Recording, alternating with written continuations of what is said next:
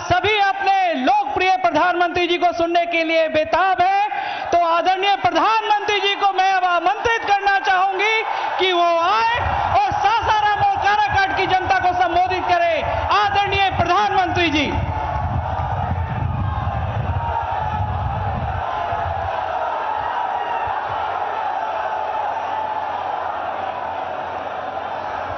रउआ लोगन के हमार प्रणाम। का हाल बा? हमारा काराकाट के भाई बहन लोग ठीक है ना? 24 के चुनाव के 6 चरण आज पूरे हो जाएंगे और 4 जून को क्या होगा? 4 जून को क्या होगा? 4 जून को क्या होगा? फिर एक बार, फिर एक बार, फिर एक बार। और इसलिए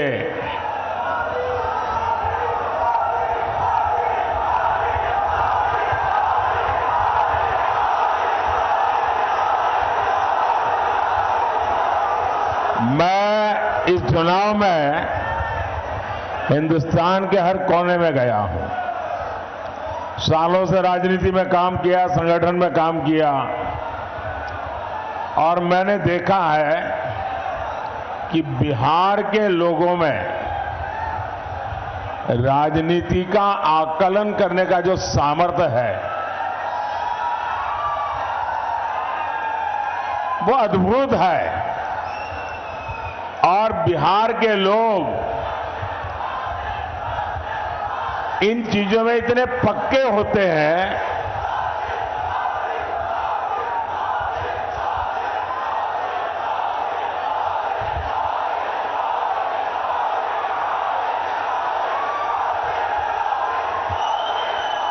बिहार के लोग इतने पक्के हिसाब किताब के लोग होते हैं कि वे कभी भी वो वोट डालने से पहले 50 बार सोचते हैं कि मेरा वोट बेकार तो नहीं जाएगा ना। ये समझ बहुत कम लोगों को होती है जो बिहार को है।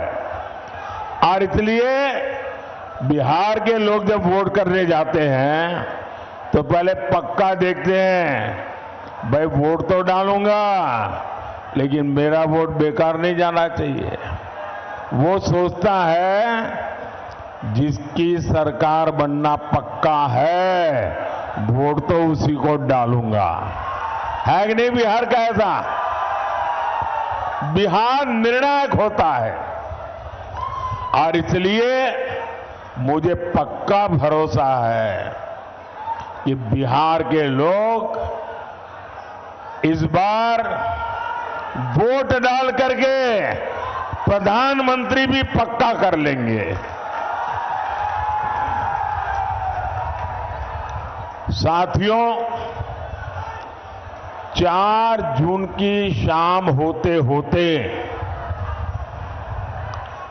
बिहार में एक और काम होगा। बताऊं क्या होगा? ये अखबार वाले लिखेंगे कि मोदी भविष्यवाणी कर रहा है।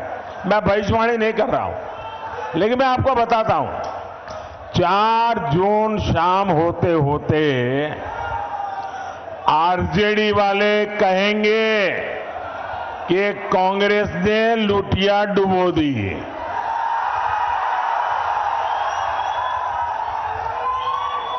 एक दूसरे के कपड़े फाड़ना शुरू करेंगे। 4 जून को दूसरा क्या होगा वो भी बता देता हूं। ये कांग्रेस का शाही परिवार क्या करेगा?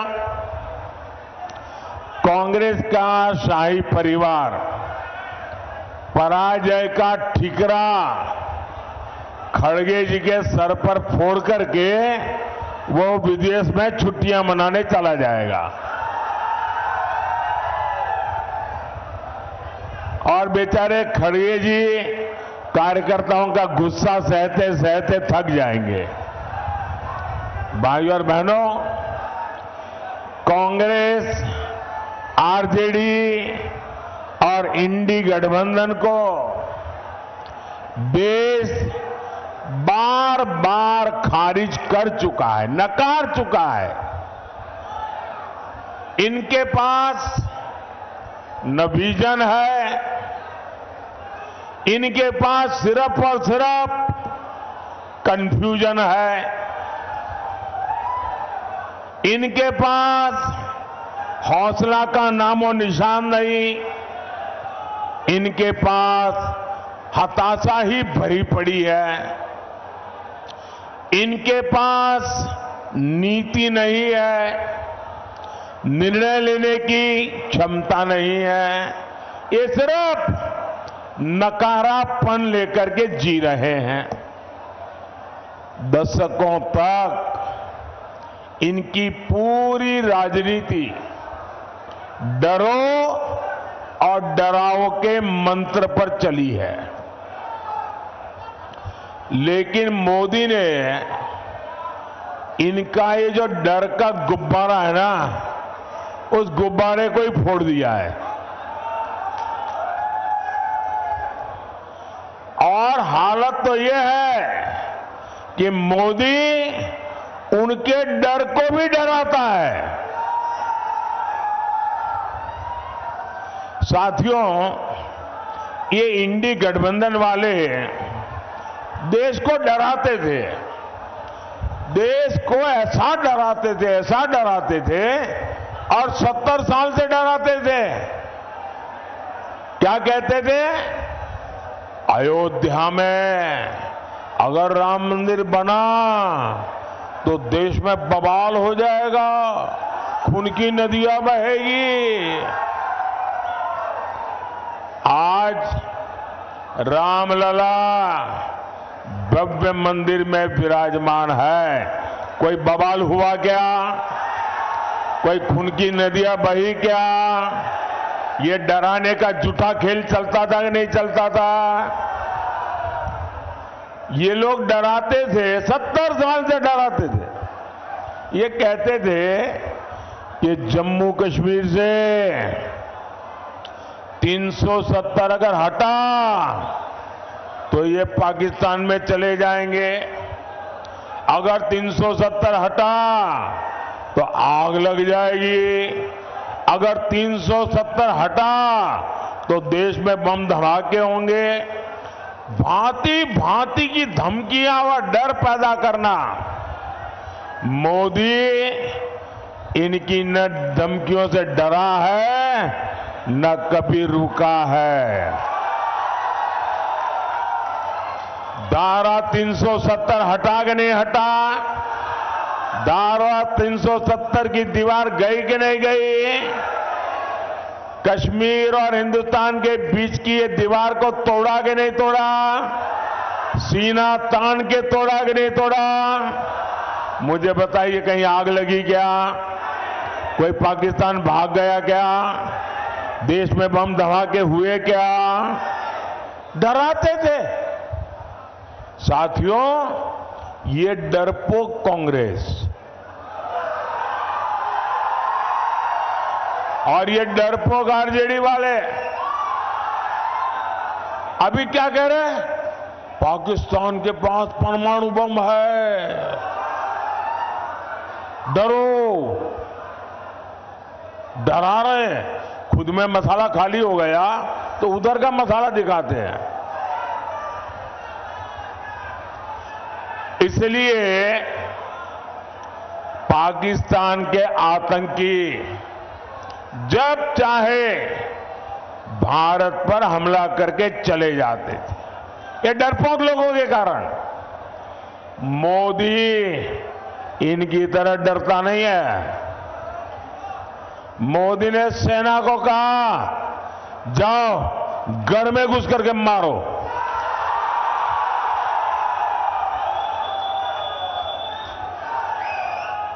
आज पाकिस्तान कुछ करने से पहले 100 बार सोचता है। इसी कांग्रेस के राज में आरजेडी के राज में ये नक्सलियों ने सबको डरा करके रखा था। मोदी डरता नहीं। आज नक्सलियों की सफाई पुरजोश चल रही है। साथियों, यही इंडी वाले एक और धमकी देते थे। ये कहते थे कि बड़े भ्रष्टाचारियों पर हाथ डालो तो मोदी की कुर्सी हिला देंगे। मोदी डरता नहीं है।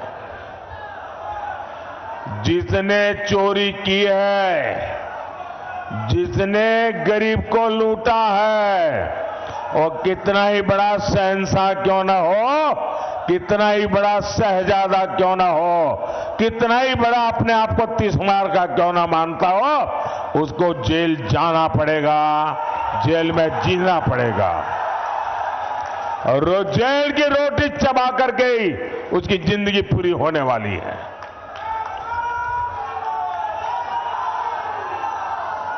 मुझे बताओ भाई, अगर कोई लूट करता है, आपके हक का छीन लेता है, तो छोटे लोगों को तो जेल में बंद करने के लिए कोई चिल्लाता नहीं है। बड़े जाने चाहिए, छोटे जाने चाहिए। आप मुझे कहेंगे वो मैं करूंगा। गुनाह किया है तो छोटा आदमी जेल जाना चाहिए कि सबसे बड़ा है वो जाना चाहिए? बड़ा हो जेल जाना चाहिए ना। तो मैं बड़ों को भेज रहा हूं तो अच्छा कर रहा हूं ना, सही कर रहा हूं ना। और मैं आज बिहार के लोगों को एक और गारंटी दे रहा हूं। जिन्होंने बिहार के गरीबों को लूटकर नौकरी के बदले जमीन लिखवाई है,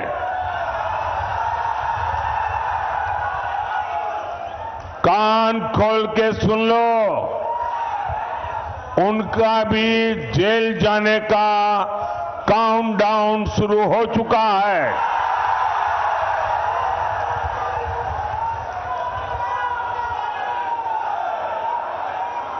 ये जैसे ही ये हेलीकॉप्टर में चक्कर मारने का समय उनका पूरा होगा, जेल का रास्ता तय हो जाएगा। बिहार को लूटने वालों को एनडीए सरकार छोड़ेगी नहीं। और ये एनडीए की गारंटी है, मोदी की भी गारंटी है। भाइयों और बहनों, ये इंडी गठबंधन वाले अपने राजनीतिक स्वार्थ के लिए कुछ भी कर सकते हैं। ये लोग बिहार और बिहारियों के अपमान के खिलाफ आवाज तक उठाते नहीं है। कांग्रेस के पंजाब के नेता ने बिहार से वहां काम करने गए, वहां मेहनत करके ईमानदारी से जीवन जीने वाले हमारे बिहारी मजदूर भाई बहनों का घोर अपमान किया, भद्दे शब्दों में अपमान किया। कहा अब हम उन्हें बिहारियों को पंजाब में घर नहीं देने देंगे, घुसने नहीं देंगे। कांग्रेस के मिनिस्टर ने कहा है, कांग्रेस के शाही परिवार ने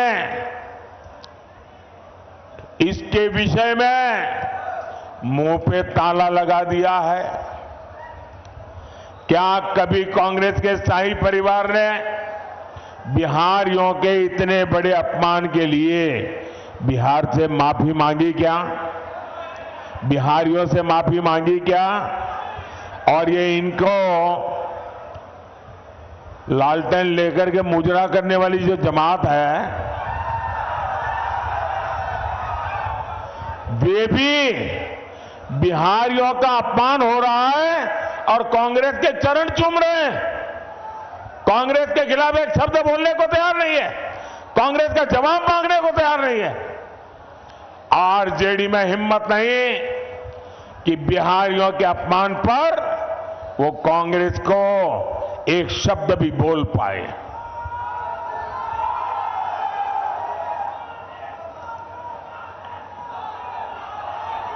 साथियों, इंडी गठबंधन के एक साथी डीएमके के नेता ने बिहारियों के लिए भद्दी भद्दी गालियां बोली। तेलंगाना में कांग्रेस के मुख्यमंत्री ने बिहारियों को भला बुरा कहा।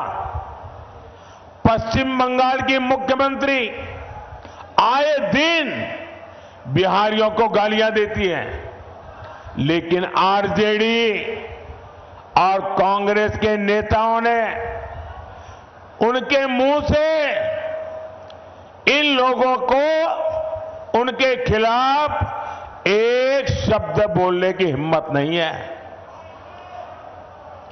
इन लोगों को आपके स्वाभिमान की चिंता नहीं है, इनको बिहार के गौरव की चिंता नहीं है, इनको बिहार के होनहार नौजवानों के प्रतिष्ठा की चिंता नहीं है। इनको सिर्फ और सिर्फ अपने वोट बैंक की चिंता है।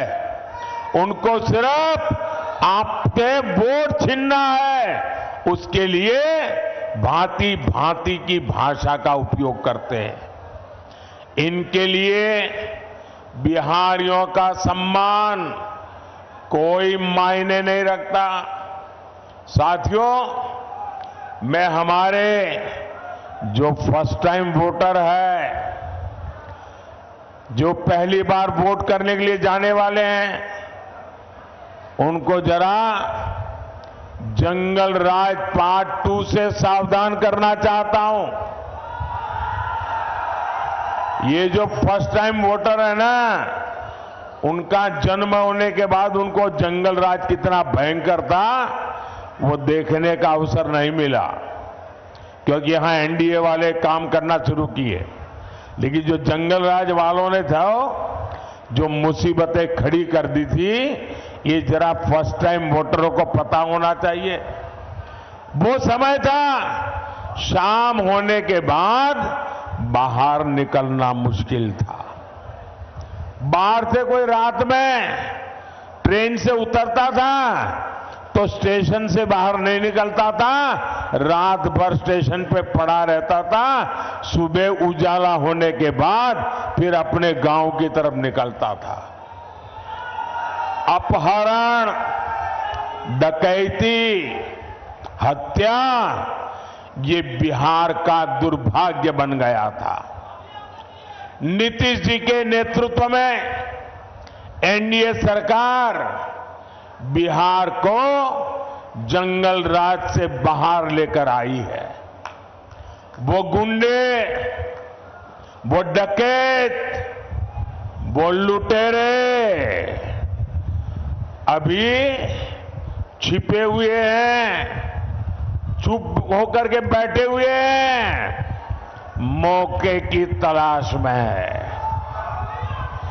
अगर गलती से भी ये इंडी वाले जरा भी मजबूत होते दिखेंगे भी, तो फिर उनका दाना पानी मिलेगा और ये मिलकर के फिर से आपका भविष्य तबाह कर देंगे। नौजवानों, आपकी जिंदगी तबाह कर देंगे और फिर कभी भी आप उभर करके बाहर नहीं आ पाएंगे। भाइयों और बहनों, ये हमारा बिहार सामाजिक न्याय की प्रणेता भूमि है और मुझे गर्व है कि अगर किसी ने सामाजिक न्याय की रक्षा की है तो वो बीजेपी और एनडीए ने की है। बीते 10 साल में देश ने एनडीए को 2 बार प्रचंड जनादेश दिया। हमने पहली टर्म में एक दलित के बेटे को, जो कभी बिहार के गवर्नर हुआ करते थे, उनको देश का राष्ट्रपति बनाया, दलित को देश का राष्ट्रपति बनाया। जब हमें 2019 में दूसरी बार अवसर मिला तो हमारे देश की एक आदिवासी बेटी को देश का राष्ट्रपति बनाया। देश के सर्वोच्च संवैधानिक पद पर सुशोभित किया। राष्ट्रपति पद का गौरवपूर्ण काम उन्होंने शुरू किया। हमने पिछड़ा आयोग को संवैधानिक दर्जा दिया। कांग्रेस ने तीन दशक तक पिछड़ों की इस मांग को ठुकराया था, लेकिन मैं आप ही के बीच पैदा हुआ हूं।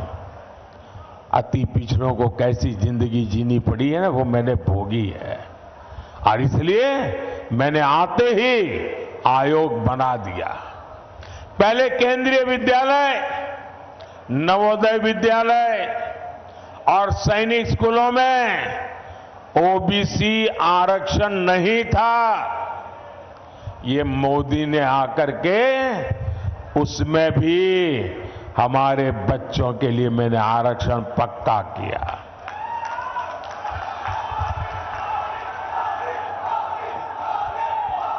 मेडिकल की पढ़ाई में भी केंद्रीय कोटे में पहली बार ओबीसी आरक्षण हमने लागू किया।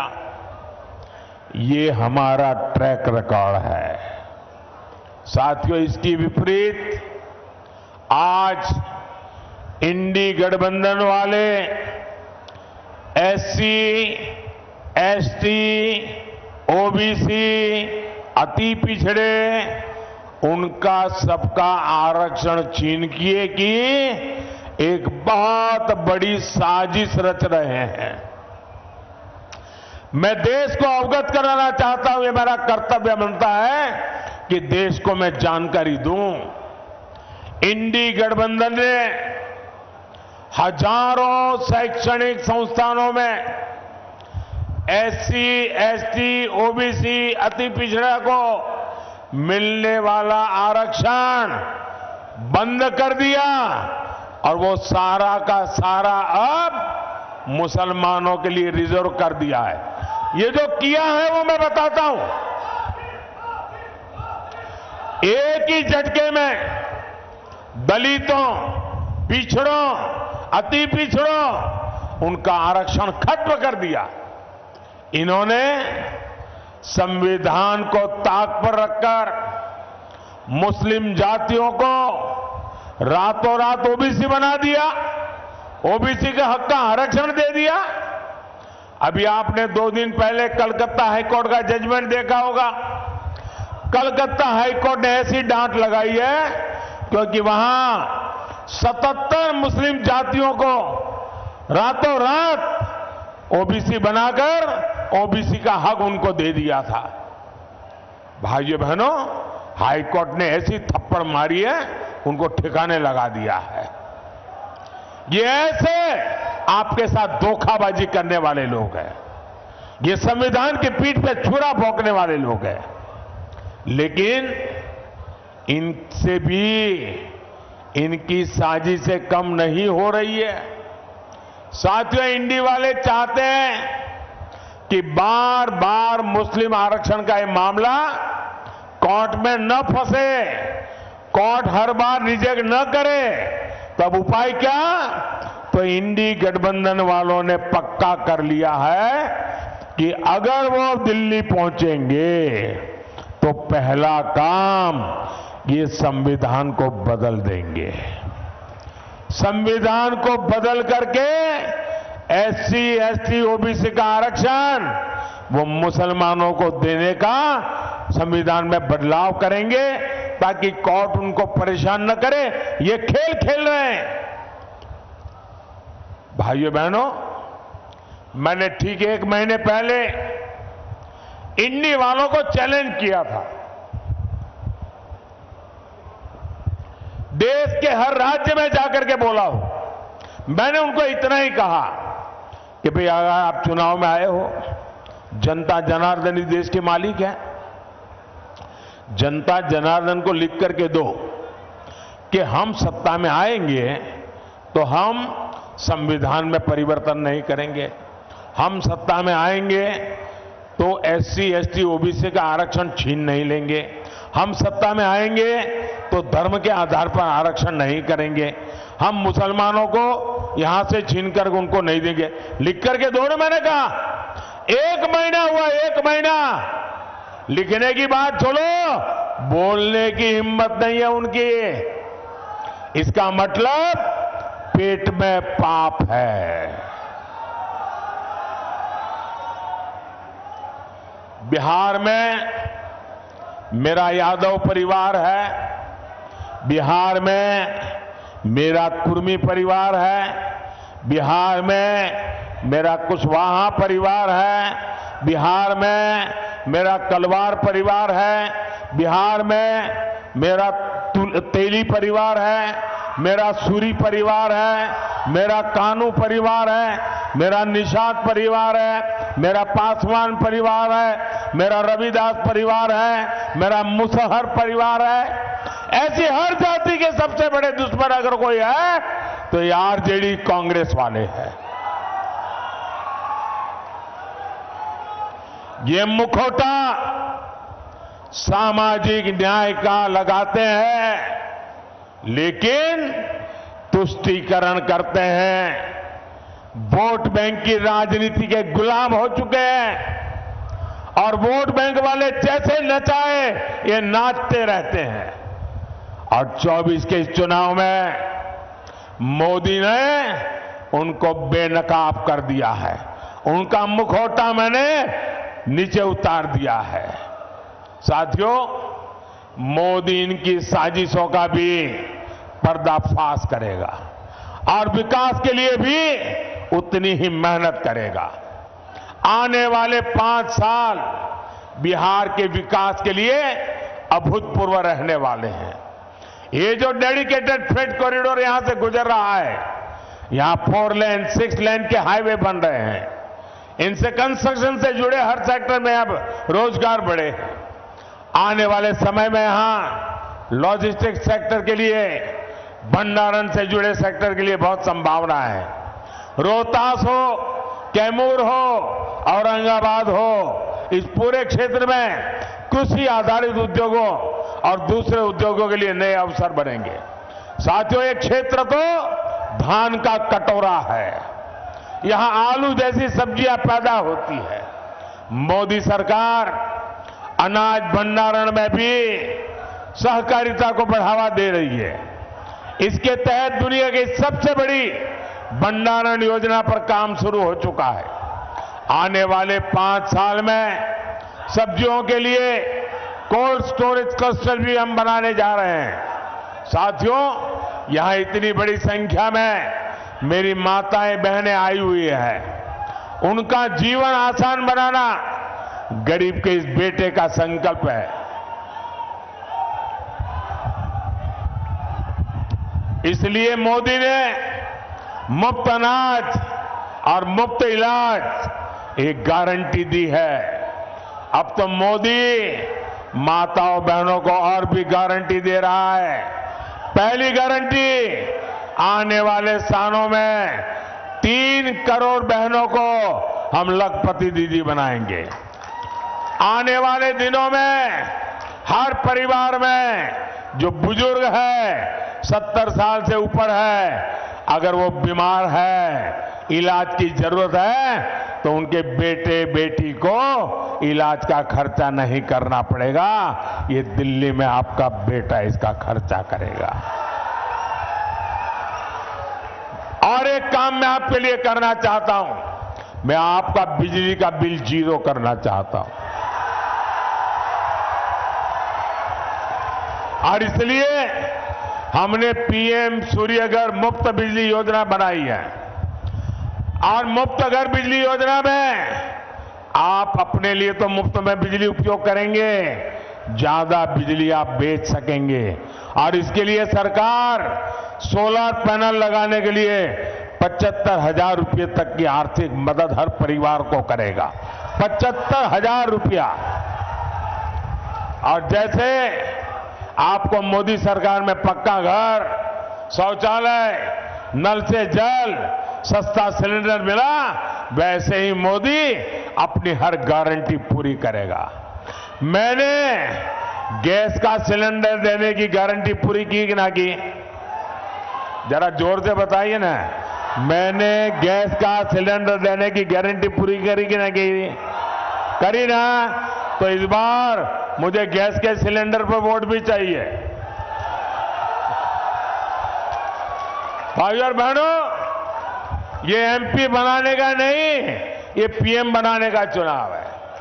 ये देश में एक मजबूत सरकार बनाने का चुनाव है। इसलिए आप जब काराकाट से मेरे साथी उपेंद्र कुशवाहा जी को वोट डालेंगे तो वोट सीधा मुझे मिलेगा।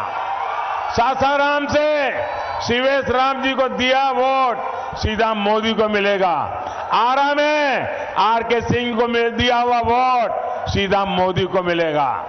आप घर घर जाकर मेरी ये बात पहुंचाइएगा और एक काम करिएगा। करेंगे? जरा जोर से बताइए, करेंगे? आप जाकर के हर घर में बताना